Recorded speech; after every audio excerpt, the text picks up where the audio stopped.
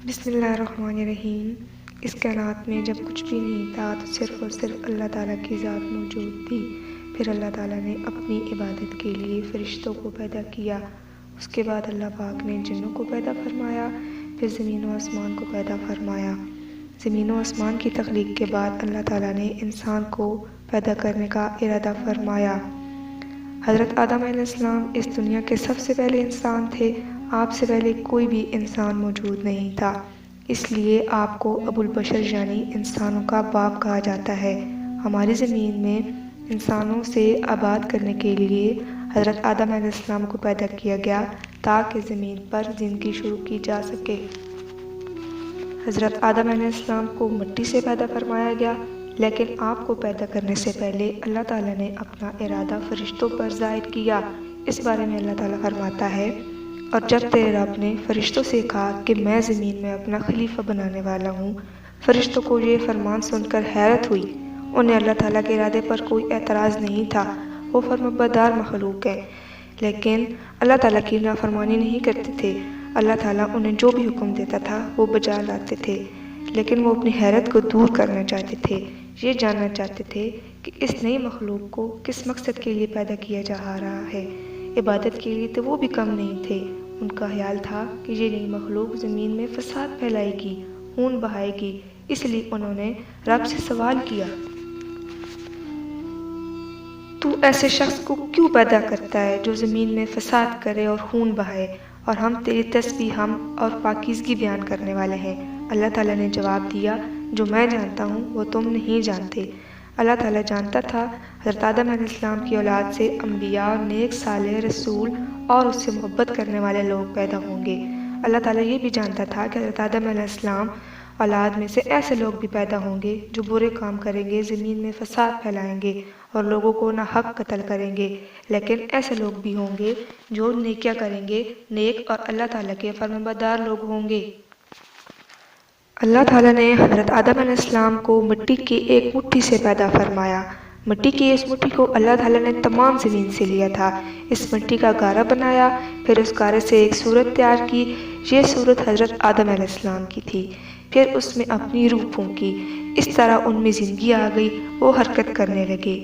مٹی کی اس مٹھی میں چونکہ زمین کی تمام اقسام کی مٹی شامل تھی، اس لیے دنیا میں جتنے بھی لوگ پیدا ہوئے یا ہوں گے سب مختلف رنگوں اور مختلف مزاجوں کے ہوں گے۔ سیدنا ابو موسیٰ جلیل القدر صحابہ کرام میں سے ہیں، وہ بیان کرتے ہیں کہ نبی کریم صلی اللہ علیہ وآلہ وسلم نے فرمایا، اللہ تعالیٰ نے سیدنا آدم علیہ السلام کو ایسی مٹی کی مٹھی سے پیدا فرمایا جس کو تمام زمین سے لیا گیا تھا، اس لیے اب لوگ اسی لحاظ سے پیدا ہوتے ہیں۔ ان میں کوئی سفید رنگ، کوئی سرخ رنگ، کوئی کالے رنگ، کوئی گندمی رنگ کا، کوئی اچھا، کوئی برا، کوئی نرم مزاج، کوئی سخت مزاج اور کوئی درمیانے مزاج والا ہوتا ہے۔ جامع ترمذی میں سیدنا ابو ہریرہ سے روایت ہے، وہ فرماتے ہیں، نبی اکرم صلی اللہ علیہ وآلہ وسلم نے فرمایا، جب اللہ تعالیٰ نے حضرت آدم علیہ السلام کو پیدا کیا، ان میں روح کو پھونکا تو انہیں چھینک آ گئی۔ انہوں نے الحمدللہ کہا اور اللہ کے حکم سے اس کی تعریف کی۔ جواب میں اللہ نے انہیں کہا، یرحمکم اللہ، یعنی تیرا رب تجھ پر رحم کرے۔ تخلیق آدم کے وقت فرشتوں نے اللہ تعالیٰ سے کہا تھا، تو ایسی مخلوق کو کیوں پیدا کر رہا ہے جو زمین میں فساد کرے گی اور خون بہائے گی؟ فرشتے چونکہ تخلیق آدم کی حکمت سے ناواقف تھے، اس لیے اللہ تعالیٰ نے ارادہ کیا کہ تخلیق آدم کا مقصد اور فرشتوں پر ان کی فضیلت و برتری واضح کر دی جائے۔ چنانچہ اللہ تعالیٰ نے حضرت آدم علیہ السلام کو ہر چیز کا نام سکھایا، پھر ان چیزوں کو فرشتوں کے سامنے پیش فرمایا، اگر تم سچے ہو تو ان چیزوں کے نام بتاؤ۔ فرشتے ان چیزوں کے نام نہ بتا سکے، خاموش رہے، انہیں پتہ نہ چل سکا کہ ان چیزوں کے نام کیا ہیں۔ آخر انہوں نے عاجزی سے کہا، اے اللہ، تیری ذات پاک ہے، ہمیں تو صرف اتنا ہی علم ہے جتنا تو نے ہمیں سکھا رکھا ہے، پوری حکمت والا تو ہی ہے۔ اللہ تعالیٰ نے سب فرشتوں کو حکم فرمایا، آدم کو سجدہ کرو۔ قرآن کریم میں یہ ذکر ان الفاظ میں آئے ہیں، اور جب ہم نے فرشتوں سے کہا کہ آدم کو سجدہ کرو تو ابلیس کے سوا سب نے سجدہ کیا، اس نے انکار کیا اور تکبر کیا اور وہ کافر ہو گیا۔ فرشتے اللہ کا حکم بجا لائے اور حضرت آدم علیہ السلام کو سجدہ کیا۔ یہ سجدہ دراصل تعظیم کا تھا۔ اس کا حکم بھی انہیں خود اللہ تعالیٰ نے دیا تھا۔ عبادت والا سجدہ یہ ہرگز نہیں تھا۔ عبادت والا سجدہ صرف اور صرف اللہ تعالیٰ ہی کے لیے ہے، کسی اور کے لیے نہیں ہو سکتا۔ اس موقع پر فرشتوں نے حضرت آدم علیہ السلام کی شان کو جان لیا، لیکن ابلیس یعنی شیطان نے سجدہ کرنے سے انکار کر دیا۔ ابلیس یعنی شیطان غرور میں آ گیا، وہ خود کو بڑی چیز سمجھنے لگا۔ اللہ تعالیٰ نے اس سے پوچھا، اے ابلیس، تجھے اس کو سجدہ کرنے سے کس چیز نے روکا ہے جسے میں نے اپنے ہاتھوں سے پیدا کیا ہے؟ اس نے جواب دیا، میں اس سے بہتر ہوں، تو نے مجھے آگ سے پیدا کیا ہے اور اس سے مٹی سے بنایا ہے۔ ابلیس کو اللہ تعالیٰ نے آگ سے پیدا کیا تھا، اس میں اس کا اپنا تو کوئی کمال نہیں تھا، پھر بھی وہ غرور میں آ گیا، گمراہی میں پڑ گیا، حالانکہ اللہ تعالیٰ بہتر جانتا ہے کہ ان میں افضل کون ہے۔ یہ غرور اور تکبر ابلیس کو اللہ تعالیٰ کی نافرمانی کی طرف لے گیا۔ اللہ تعالیٰ نے اس پر ناراضگی کا اظہار کیا، اس سے جنت سے باہر نکال دیا اور اس سے فرمایا، تو یہاں سے نکل جا، تو مردود ہوا اور تجھ پر قیامت کے دن اللہ تعالیٰ کی لعنت یعنی میری لعنت اور پھٹکار رہے گی۔ شیطان نے جب اپنے بارے میں اللہ تعالیٰ کا یہ فیصلہ سنا تو اس نے کہا، اچھا تو پھر مجھے قیامت تک کی مہلت دے دے تاکہ میں آدم کی اولاد کو بہکاؤں، اس میں وسوسے ڈالوں، انہیں شرک میں مبتلا کروں، ان میں نفرت، بغض اور کینہ پیدا کروں، انہیں برائیوں پر اکساؤں، انہیں جنگ اور قتل و غارت میں پڑھوں، اور ان میں سے جو میری پیروی کرے گا وہ یہ کام سب ضرور کرے گا۔ اللہ تعالیٰ نے اس سے فرمایا، تو مہلت والوں میں سے ہے، یعنی شیطان کو مہلت مل گئی۔ اس پر ابلیس کو معلوم ہو گیا کہ اب اس سے قیامت تک کی مہلت مل گئی ہے، چنانچہ اکڑ کر کہنے لگا، اے اللہ، میں تیری عزت کی قسم کھا کر کہتا ہوں، میں آدم کی اولاد کو اپنے سائے تلے رکھوں گا، ان میں وسوسے ڈالوں گا، یہاں تک کہ یہ تیری نافرمانی کریں گے، میں حرام چیزوں کو ان کے سامنے خوبصورت بنا کر پیش کروں گا، انہیں حق سے دور کروں گا، گمراہی کی طرف لے کر آؤں گا، یہاں تک کہ وہ تیری نعمتوں کا انکار کریں گے، البتہ جو نیک ہوں گے، مخلص ہوں گے، عبادت گزار ہوں گے، انہیں میں گمراہ نہیں کر سکوں گا۔ اس بات چیت کا ذکر اللہ تعالیٰ نے قرآن مجید میں ان الفاظ میں کیا ہے، تیری عزت کی قسم، میں ان سب کو یقیناً بہکا دوں گا سوائے تیرے ان بندوں کے جو خاص اور پسندیدہ ہیں۔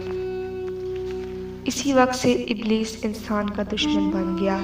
شیطان کوشش کرتا رہتا ہے کہ لوگوں کو اللہ کی رضا والے کاموں سے ہٹا کر اس کی ناراضگی والے کاموں میں لگا دے، ہدایت کے راستے سے ہٹا کر گمراہی کی طرف لگا دے اور انہیں جہنم کی طرف لے جانے میں ان کی رہنمائی کرے، جنت سے ان کو دور کرے۔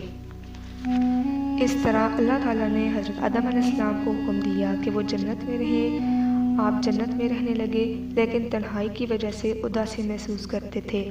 تب اللہ تعالیٰ نے حوا علیہ السلام کو پیدا فرمایا، انہیں حضرت آدم علیہ السلام کی پسلی سے پیدا کیا گیا اور حضرت آدم علیہ السلام سے فرمایا، تم اور تمہاری بیوی جنت میں رہو اور جس جگہ سے تم دونوں چاہو اطمینان سے کھاؤ۔ چنانچہ حضرت آدم علیہ السلام اور حوا علیہ السلام دونوں جنت میں آرام اور عرصہ سے رہنے لگے۔ اللہ تعالیٰ نے ان سے فرمایا، جنت میں تم تھکن محسوس کرو گے، نہ کمزوری اور نہ وہاں کسی چیز کی محتاجی ہوگی، سورج کی گرمی بھی نہیں ہوگی۔ قرآن کریم میں اس بارے میں یہ الفاظ آئے ہیں، اے آدم، یہاں تجھے یہ آرام ہے کہ نہ تو بھوکا ہوتا ہے نہ ننگا، اور نہ تو یہاں پیاسا ہوتا ہے نہ دھوپ سے تکلیف اٹھاتا ہے۔ پھر اللہ تعالیٰ نے حضرت آدم اور ان کی بیوی کو حکم دیا کہ تم جنت میں رہو، جنت سے ہر چیز کھاؤ، لیکن بس ایک درخت سے نہ کھانا، اس درخت کے پاس کبھی نہ جانا۔ اس درخت کے بارے میں کوئی وضاحت نہیں ملتی، بعض علماء کرام کا خیال ہے کہ وہ گندم کا درخت تھا۔ بہرحال وہ جس چیز کا بھی درخت تھا، اللہ تعالیٰ نے اس کا پھل کھانے سے حضرت آدم علیہ السلام اور ان کی بیوی حضرت حوا علیہ السلام کو منع فرمایا۔ اللہ تعالیٰ نے انہیں اس درخت سے کیوں روکا، اس میں ضرور کوئی حکمت تھی، اس حکمت کو اللہ تعالیٰ ہی جانتا ہے۔ قرآن کریم میں اللہ تعالیٰ فرماتا ہے، اور ہم نے حکم دیا کہ اے آدم، تم اور تمہاری بیوی جنت میں رہو، پھر جس جگہ سے چاہو اطمینان سے کھاؤ اور اس درخت کے پاس نہ جانا، ورنہ تم ظالموں میں سے ہو جاؤ گے۔ حضرت آدم علیہ السلام نے اللہ تعالیٰ کے اس حکم کی تعمیل کی، ان کی زندگی آرام و سکون سے بسر ہونے لگی۔ وہ جنت کے پھل کھاتے، اس کا پانی پیتے، درختوں کے سائے سے لطف اٹھاتے، گھومتے پھرتے اور اللہ تعالیٰ کی شکر ادا کرتے، اس کی تعریف بیان کرتے، اس سے سجدہ کرتے، اس کی تسبیح کرتے اور نعمتوں کی قدر کرتے۔ جس درخت سے انہیں روکا گیا تھا اس کے قریب بالکل بھی نہ جاتے۔ ان حالات کو دیکھ کر شیطان کا مارے غصے کی برا حال ہو گیا۔ وہ ان دونوں کو خوش دیکھتا تو وہ بہت پریشان ہوتا تھا۔ وہ بری طرح تلملانے لگا، حسد کی آگ میں جلنے لگا۔ آخر کار وہ رہ نہ سکا، ان دونوں کے پاس آیا اور کہنے لگا، میں تم دونوں کو دیکھتا ہوں، تم آرام و سکون کی زندگی بسر کر رہے ہو۔ دونوں نے کہا، ہاں ایسا ہی ہے، اللہ کا شکر ہے، تمام تعریفیں اسی کے لیے ہیں۔ اب شیطان نے کہا، تب پھر کیوں نہ میں تمہاری رہنمائی کروں، تم ایک چیز کے بارے میں بتاؤں، اگر تم میری بات مان لو تو تمہاری زندگی اور پرلطف ہو جائے گی۔ انہوں نے پوچھا، وہ کیا چیز ہے؟ تو ابلیس یعنی شیطان نے فوراً بولا، وہ اس درخت کا پھل ہے، تم وہ کیوں نہیں کھاتے؟ یہ کہتے ہوئے اس نے اس درخت کی طرف اشارہ کیا جس کو ان کے لیے حرام قرار دیا گیا تھا۔ ابلیس کی بات سن کر انہوں نے اللہ تعالیٰ نے ہمیں حکم دیا، ہم اس درخت کا پھل نہ کھائیں، ہم اپنے رب کی نافرمانی نہیں کر سکتے۔ اب شیطان مزید اپنی شیطانیت پر اتر آیا۔ اس نے کہا، تمہیں معلوم ہے اللہ تعالیٰ نے تمہیں اس درخت کا پھل کھانے سے کیوں روکا ہے؟ وہ بولے، نہیں، ہمیں معلوم نہیں ہے۔ اس پر ابلیس نے کہا، تمہیں تمہارے رب نے اس درخت کے پھل سے اس لیے روکا ہے کہیں تم فرشتے نہ بن جاؤ، اس جنت میں ہمیشہ رہنے والے نہ بن جاؤ۔ حضرت آدم علیہ السلام اور حوا علیہ السلام نے اس کی بات بالکل نہیں مانی۔ ادھر ابلیس پوری کوشش کرتا رہا، قسمیں کھا کھا کر کہتا رہا، میں تم دونوں کا خیر خواہ ہوں، میری بات مان کر تم فائدے میں رہو گے۔ آخر دونوں شیطان کی بات میں آ گئے، اللہ کے حکم کو بھول گئے اور انہوں نے درخت کا پھل کھا لیا۔ اور ایسا پہلی بار ہوا، حضرت آدم علیہ السلام اور حضرت حوا علیہ السلام سے بھول ہو گئی۔ اللہ تعالیٰ نے ان کو اس درخت کا پھل کھانے سے منع فرمایا تھا۔ جب تک انہوں نے اس درخت کا پھل نہیں کھایا تھا وہ آرام اور سکون کی زندگی بسر کر رہے تھے۔ جنت میں آرام ہی آرام تھا۔ انہیں معلوم نہیں تھا بھوک کیا چیز ہے، پیاس کس سے کہتے ہیں، سردی گرمی کیا ہوتی ہے، ڈر کس سے کہتے ہیں، غصہ کیا ہوتا ہے، شرمندگی کس سے کہتے ہیں۔ لیکن جو ہی انہوں نے اس درخت کا پھل کھایا ان سب چیزوں کو محسوس کرنے لگے۔ پھل کھاتے ہی ان کے کپڑے اتر گئے، وہ دونوں سخت پریشان ہو گئے اور جنت کے پتوں سے اپنا جسم ڈھانپنے لگے۔ دونوں نے بہت شرم محسوس کی کہ اللہ تعالیٰ کے حکم کو بھول گئے۔ انہیں سزا کا خوف بھی محسوس ہوا، لہٰذا اللہ تعالیٰ کی طرف دھیان دیا، اللہ کے حضور دعا کی کہ اے اللہ، ہم سے بھول ہوئی ہے، ہمیں معاف فرما، ہمارے گناہوں کو معاف فرما دے۔ اس پر اللہ تعالیٰ نے کہا، کیا میں تم دونوں کو اس درخت سے روکا نہیں تھا اور یہ نہ کہا تھا کہ شیطان تم دونوں کا واجہ دشمن ہے؟ دونوں نے اللہ کے حضور پھر دعا کی، اے ہمارے رب، ہم اپنی جانوں پر ظلم کیا ہے، اگر تو نے ہمیں معاف نہ کیا اور ہم پر رحم نہ کیا تو واقعی ہم نقصان اٹھانے والوں میں سے ہو جائیں گے۔ اللہ تعالیٰ نے ان کے گناہوں کو معاف کر دیا، البتہ انہیں اور شیطان کو حکم دیا، تم یہاں سے اتر جاؤ، تم آپس میں ایک دوسرے کے دشمن ہو۔ اب تمہارے پاس جب کبھی میری طرف سے ہدایت پہنچے تو جو میری ہدایت کی پیروی کرے گا نہ تو وہ بھٹکے گا نہ تکلیف میں پڑے گا۔ پھر اللہ تعالیٰ نے دونوں سے فرمایا، ابلیس زمین پر تم دونوں کا دشمن ہوگا جیسا کہ وہ جنت میں تمہارا دشمن تھا۔ جب زمین پر حضرت آدم علیہ السلام نے پہلا قدم رکھا تو ان کی زندگی جنت کی زندگی سے بہت مختلف تھی۔ جنت میں ان کو بغیر محنت کے سب کچھ مل جاتا تھا، نہ دھوپ تھی، نہ پیاس تھی، نہ تھکاوٹ تھی اور نہ ہی لباس کے لیے تگودو کرنا پڑتی تھی۔ غرض ان سب چیزوں سے بے نیاز تھے، لیکن دنیا میں آ کر ان کو روزی کی تلاش کرنا پڑی۔ اب وہ روزی کے لیے کھیتی باڑی کرتے تھے، ہل چلاتے تھے، رہنے کے لیے مکان اور پہننے کے لیے کپڑا حاصل کرنے کے لیے بھی ان کو جستجو کرنا پڑتی تھی۔ بلکہ اسی طرح حضرت حوا علیہ السلام کے ذمہ بھی گھر کے اندرونی معاملات تھے۔ کھانا پکانا، گھر کی حفاظت کرنا، بچوں کی دیکھ بھال کرنا، کپڑے لباس تیار کرنا، اس کے لیے انہیں بہت زیادہ محنت کرنی پڑتی تھی۔ اور اسی طرح سے انسانی زندگی کی زمین پر ابتدا ہوئی۔ حضرت آدم علیہ السلام اور حضرت حوا علیہ السلام سے انسانی زندگی کی زمین پر آغاز ہوا۔ صحیح بخاری میں سیدنا ابو ہریرہ سے روایت ہے، نبی اکرم صلی اللہ علیہ وسلم نے فرمایا، اللہ تعالیٰ نے حضرت آدم علیہ السلام کو پیدا کیا تو ان کا قد 60 ہاتھ لمبا تھا۔ پھر فرمایا، ان فرشتوں کو سلام کہو، دیکھنا وہ کن لفظوں میں تمہارے سلام کا جواب دیتے ہیں، کیونکہ وہی تمہارا اور تمہاری اولاد کا طریقہ سلام ہوگا۔ یعنی کہ جب بھی ہم ایک دوسرے سے ملتے ہیں تمام مسلمان تو ایک دوسرے کو سلام کرتے ہیں اور ایک دوسرے پر سلامتی بھیجتے ہیں۔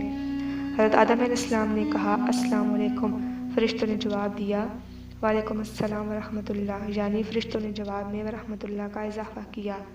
دنیا میں آنے کے بعد حضرت آدم علیہ السلام اور ان کی اولاد کی بہت زیادہ اولاد ہو گئی۔ ان کی اولاد زمین میں کھیتی باڑی کرنے لگی، بھیڑ بکریاں چرانے لگی، وہ زمین کے پھل کھاتے، بکریاں چراتے، دودھ پیتے، اللہ تعالیٰ کی نعمتوں کا شکر ادا کرتے۔ زمین پر اللہ تعالیٰ نے جتنی بھی نعمتیں عطا کی تھیں ان کا شکر ادا کرتے۔